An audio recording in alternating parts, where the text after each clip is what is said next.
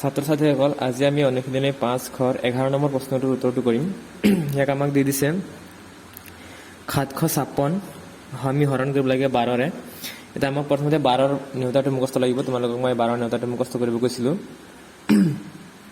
এটা তোমালোকৰ সুবিধাৰ কাৰণে মই ইফালে লিখি দিছোঁ 12ৰ নেউতাটো।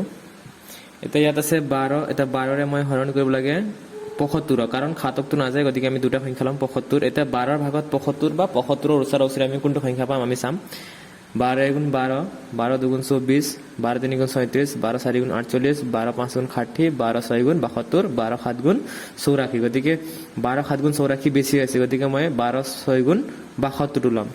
গতিকে 12 6 × 72 এতিয়া বিয়োগ কৰি দিম। তো 6টো আহি যাব তলত 6।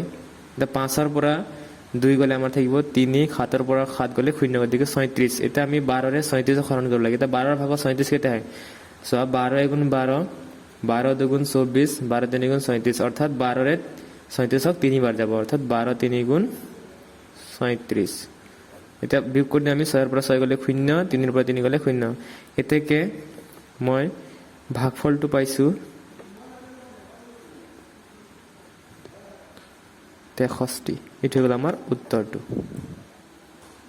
তাৰপিছত 12 নম্বৰটো চোৱা, ইয়াত আমাক দিছে 686 তাক হৰণ কৰিব লাগে আমি 14ৰে। গতিকে আমি এতিয়া 14ৰে হৰণ কৰিম। তো 14ৰে আমি হৰণ কৰিব লাগে আমি ইয়াত 68।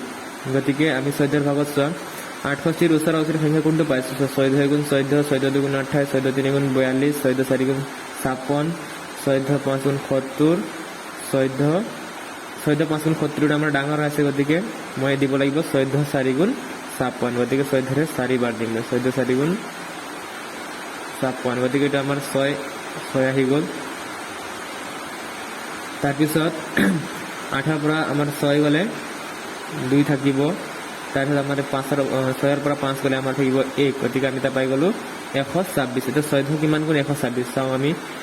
14 8 গুণ 112, 14 9 গুণ 126, অৰ্থাৎ 14ৰে 126ক 9 বাৰ যাব, 14 9 গুণ 126। এতিয়া আমি বিয়োগ কৰি দিওঁ। 6ৰ পৰা 6 গ'লে 0, 0ৰ পৰা 2ৰ পৰা 2 গ'লে 0, 1ৰ পৰা গ'লে 0, গতিকে আমাৰ ভাগফলটো পাই গ'লোঁ এতেকে